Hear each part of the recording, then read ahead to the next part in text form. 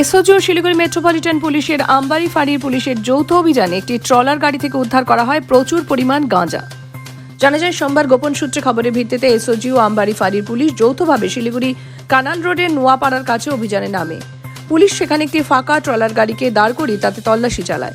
তল্লাশি চালিয়ে নাগাল্যান্ড নম্বরের ট্রলার গাড়িটির নিজের অংশের একটি গোপন চেম্বার থেকে প্রায় কয়েকশো কেজি গাঁজা উদ্ধার সহ একজনকে গ্রেপ্তার করেছে পুলিশ। পুলিশ সূত্রে জানা গিয়েছে, উদ্ধার হওয়া গাঁজার মূল্য প্রায় কয়েক লক্ষ টাকা। এই বিপুল পরিমাণ গাঁজা শিলিগুড়ি থেকে ডুয়ার্সে পাচার করে নিয়ে যাওয়ার উদ্দেশ্যে নিয়ে যাওয়া হচ্ছিল। তবে এর সঙ্গে আরও কে বা কারা জড়িত রয়েছে তা নিয়ে তদন্ত শুরু হয়েছে। মঙ্গলবার ধৃতকে জলপাইগুড়ি আদালতে তোলা হবে।